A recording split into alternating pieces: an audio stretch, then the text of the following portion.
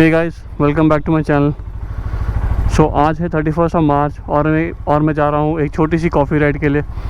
So let's go.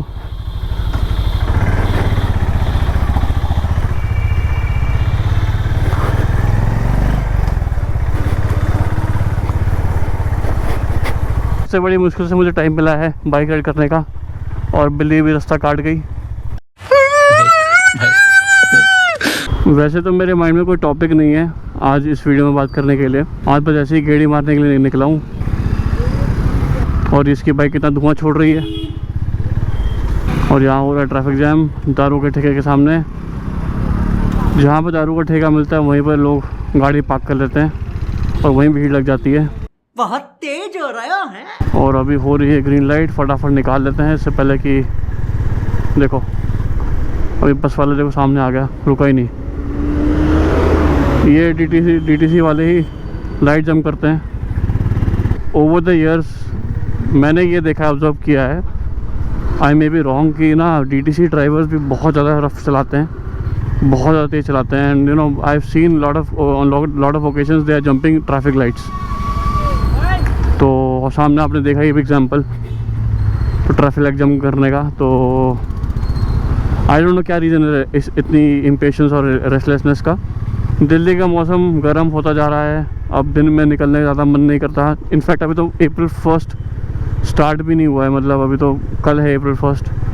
तो अप्रैल से पहले ही मौसम थोड़ा गर्म होने लगा है। आई कैन ओनली इमेजिन कि अप्रैल में क्या होगा और मई जून में क्या होगा। बट क्या करें भाई, दिल्ली वाले हैं, आदत पड़ गई है एक्सट्रीम वेदर पैटर्न को झेलने की। मारो हमको जिंदा मत छोड़ो सालो। तो extreme summers 45-47 degrees, extreme winters 2-3 degree 4 degree, तो सब झेल लेते हैं। 6,000 किलोमीटर भी हो गए अपनी हाईनेस पे। तो जब तक हम लोग ट्रैफिक में चल रहे हैं और जब तक डेस्टिनेशन में पहुँचता हूँ मैं अपनी, तो मैं आपको बताता हूँ अपनी बाइक ओनरशिप। तो मैंने मेरी राइडिंग मैंने स्टार्ट करी थी 2007 में और अब हो गया 2024। सो पिछले 17 साल से मैं बाइक चला रहा हूँ। इनिशियल 2-3 साल में जब इनिशियली मैंने फर्स्ट बाइक ली थी तो उस टाइम पे तो मैं बस कॉलेज जाता था, तो वही मेरे लिए राइडिंग थी। फिर 2010 से मैंने प्रॉपर राइडिंग अडॉप्ट करी। अब रही बाइक ओनरशिप की बात, मैंने टोटल अभी तक 6 बाइकें ओन करी हैं इंक्लूडिंग हाइनेस। तो सबसे पहले मेरी जो बाइक थी वो थी पल्सर 150 DTSI। टाइम पे आई थिंक मुझे याद है 2007 में जो बाइक ली थी मैंने, तो वो मेरे फादर ने मेरे को दिलाई थी।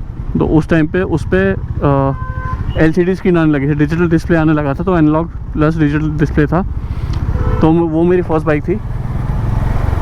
और उस बाइक को मैंने कुछ अराउंड 42,000 किलोमीटर चलाया था। तो मेजॉरिटी पार्ट तो NCR में चलाया मैंने, बट उसके बाद मैं बेंगलोर जब शिफ्ट हो गया जॉब के लिए, तो मैंने उधर बेंगलोर में चलाई थी कुछ अराउंड 1 साल के लिए। तो उसमें एक बार इंजन उसका बदला था, मतलब इंजन पे काम हुआ था उस पर अराउंड 21,000 किलोमीटर्स के आसपास। वो भी दिल्ली में करवाया था मैंने काम, बट मैंने वो काम बजाज से नहीं करवाया था। फिर मैंने आई थिंक वो बाइक 42-43,000 चला के फिर मैंने वो बाइक को सेल कर दिया। और फिर मैंने बेंगलोर में ली Pulsar 200 NS dual tone colour, जो ब्लू ब्लैक का कॉम्बिनेशन कलर आया था 2014 में, वो मैंने ली थी। तो मैंने 7 साल चलाई पल्सर 150। उसके बाद मैंने 2014 में ले ली थी पल्सर 200 NS को लेके मैंने बहुत चलाया बेंगलोर में NS को। मतलब बेंगलोर के बाहर बहुत राइड्स पे गया था मैं, मतलब every weekend I used to be out of Bangalore. In fact funny बात तो ये है कि मैं बेंगलोर में कभी अंदर ज़्यादा घूमा नहीं हूँ, मैं हमेशा बाहर ही घूमता था। और वो बाइक मैंने कुछ 6 महीने में मैंने कुछ 20,000 किलोमीटर चला ली थी, विच वॉज ट्रमेंडस। मतलब बहुत ज़्यादा चलाता था मैं बाइक, क्योंकि मैं ऑफिस जाता था, उसी से मैं टूरिंग भी कर रहा था। तो that was the first time I got the taste of touring actually, to be honest. और बेंगलोर में तो मतलब वीकेंड पे ऑप्शंस तो बहुत थे घूमने के, तो इसलिए मुझे आदत पड़ गई थी घूमने की बाइक पे। और जब उस टाइम वो टाइम ऐसा था जब मैं जनरली टूरिंग स्टार्ट करी थी, 52,000 किलोमीटर्स करे थे, 52-51,000 किलोमीटर्स कर लिए थे। तो मैं जब वापस भी आया था 2014 में वापस आ गया था मैं तो दिल्ली, तब भी मैंने उसको चलाया था। मतलब यहाँ पर दिल्ली NCR बाहर भी घूमने गया था, स्पीति गया था उस पर मैं, और मैंने पूरा उत्तराखंड उस बाइक पे करा है। तो मैंने वो चलाई। तो पल्सर 200 चलाने के बाद मैंने वो भी चला दी थी कुछ 50,000 किलोमीटर, और फिर उसके बाद मैंने उस बाइक को बेचा आफ्टर मतलब using it for around I think 3 years, because मेरे को वो था, मेरे को पावर ज़्यादा चाहिए थी। एंड फिर मैंने मोजो ली, महिंद्रा मोजो। तो मोजो मैंने कुछ अराउंड आई थिंक मैंने मोजो ली थी मार्च 2017 में। एंड उस टाइम पे मतलब BS4 पे ट्रांजिशन हो रहा था सब कुछ, तो उस टाइम मेरे को ऑफ़र अच्छा डिस्काउंट मिल गया था। तो मोजो मैंने फिर से मतलब काफ़ी अच्छी माइलेज करी थी उस पर। मतलब मोजो मैंने कम से कम आई थिंक 50,000 किलोमीटर्स प्लस चलाई थी मैंने वो भी। और उसको लेके मैं बेंगलोर गया था, एंड बेंगलोर से वापस दिल्ली आया था। मतलब बेंगलोर दिल्ली मैंने राइड करा था, दिल्ली से तो मैं उसको ट्रक में डाल के लेके गया था। और फिर बेंगलोर में काफ़ी घूमा मैं मोजो को लेके। एंड उसके बाद फिर मैं वापस जब दिल्ली आया तो मैंने मोजो को मैं राजस्थान, गुजरात और लद्दाख, किला किश्तवाड़ सब जगह ले गया था मैं उसको। तो उसका एक्सपीरियंस भी बढ़िया रहा मेरा। इनफैक्ट मोजो मुझे अभी भी लगता है कि I rate Mojo one of the best bikes which I have owned apart from Highness and NS। ये 3 बाइकें ऐसी रही हैं जो बहुत बढ़िया परफॉर्म करी। तो मोजो को मैंने अराउंड आई थिंक 4 साल रखा, 2017 से 2021 तक। और 2021 में जब मेरे को कोविड हुआ तो मैंने उस टाइम पे सोचा कि चलो राइडिंग वाइडिंग तो बंद वैसी हो रखी है, तो मैंने इसको सेल ऑफ कर दिया। बिकॉज मेरे को ना एक्चुअली इशू मोजो में कुछ था नहीं बाइक में, बट उसमें एक्चुअली स्पेयर पार्ट्स की दिक्कत हो रही थी मुझे NCR में ना। तो I had to be dependent on people who are there in Pune और maybe Bangalore. So there is a good guy in Bangalore, उसका नाम फरहान है। So he has a Mojo dealership, I think उसका नॉर्थ बैंगलोर में डीलरशिप है। I visited his store, so that guy was very nice and he had given me all the spare parts for the bike. Brake pad चाहिए होते थे या कुछ और replacement part चाहिए, चेन सेट चाहिए, तो वो सब मैं उसी से मंगवाता था, या कोई चीज़ से पुणे में सपोर्ट लेता था मैं।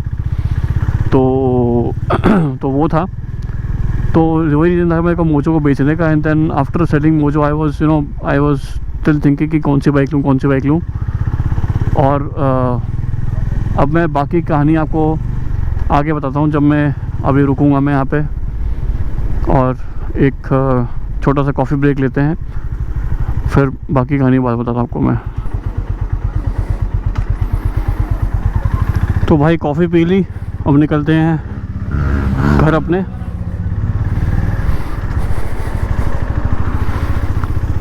अभी भाई मिल गए थे यहाँ पे ना, उनसे बातें कर रहे थे। So it was great talking to him because he is also a biker. और वो अभी रिसेंटली उन्होंने हिमालयन 450 बुक करवाई है। तो बस बता रहे थे कि मतलब क्या प्लान्स हैं उनके आगे हिमालयन 450 के साथ। और फिर हेलमेट के बारे में पूछने लगे। तो I would just like to say that thank you for subscribing to my channel. हाँ, तो मैं ये बात कर रहा था कि बाइकों के बारे में जो मैंने ओन करी है। तो मोजो मैंने 2021 में बेची थी। फिर उसके बाद मेरे को थोड़ी सी वो होती है ना, चुल होती है, चुल हाथों में खुजली, तो वो होने लगी। तो जून के आसपास जब मैं कोविड से रिकवर कर गया था, तो मैंने सोचा कि चलो थोड़ी ऑफ रोडिंग कर लेंगे, सीख लेंगे ऑफ रोडिंग करना कैसे होती है ये वो। तो मेरे को चढ़ी चुल इसको ख़रीदने की, एक्सपल्स। तो मैंने एक्सपल्स ले ली जून में, और वो बाइक मैंने कुल आई थिंक 1500 किलोमीटर चलाई थी मुश्किल से। एंड आई गॉट बोर्ड, मतलब इट इज़ वो बाइक की मुझे ना गियरिंग समझ नहीं आई ना, उसमें इतनी पावर। वो कह रहे थे 18 bhp 17 bhp, लगता ही नहीं था यार, लगता था जैसे 13 bhp की बाइक चला रहे हो। तो I was not really happy with that. और इनफैक्ट उसमें फिर ऑयल लीकेजेस इंजन में से, फिर वो क्या बोलते हैं, उसका शॉकर लीक हो गया। 1000 किलोमीटर चलाई नहीं तब भी शॉकर लीक हो गया उसका। मतलब बाइक सस्ती है, बट देन उसके पार्ट्स ही इतने अच्छे नहीं कि आप उसकी जो पैकिंग है वो सब उसको हैंडल कर पाए। तो मैंने I think by the time I think October में मैंने फिर अपने दोस्त को ये बेची थी बाइक। एक दोस्त को, मैंने फ्रेंड को बेची थी, उसको भी था थोड़ा ऑफ रोडिंग करने का। तो मैंने आई थिंक 1,30 की ली थी और 1,10,000 में बेच दी। So it was a loss for me. Anyways, buying automobiles is always a loss because उसकी वैल्यू कभी अप्रिशिएट नहीं करती मार्केट में। तो फिर उसके बाद फिर मेरे को तो शुरू से था ही कि मेरे को एडवेंचर 390 लेनी है। तो एक्सपल्स को बेचने के बाद मैंने फिर ली एडवेंचर 390 नवंबर 2021 में। तो एक हफ्ते के अंदर डिलीवरी हो गई थी KTM की। और फिर मैंने उसको लेके मैं जल्दी रनिंग ख़त्म करी मैंने किया, फिर सर्विस करवा के फिर मैं खूब घूमा मैं उसको लेके। एंड मैंने 12 या 15 महीने की ओनरशिप में कुछ अराउंड 12-12.5 हज़ार किलोमीटर चार्जेस है। But as I already mentioned in one of my videos, it was a problematic bike, so I sold it. कुछ इशूज़ थे, वो आप देख सकते हो, वो वीडियो मैंने लिंक डाल दिया डिस्क्रिप्शन में उस वीडियो का, तो क्यों मैंने वो बेची। तो फिर आफ्टर सेलिंग दैट कि सो आई वाज नो बाइकलेस, तो फिर मेरे को लगा नहीं, मुझे था कि मुझे एक बाइक रखनी है अपने पास।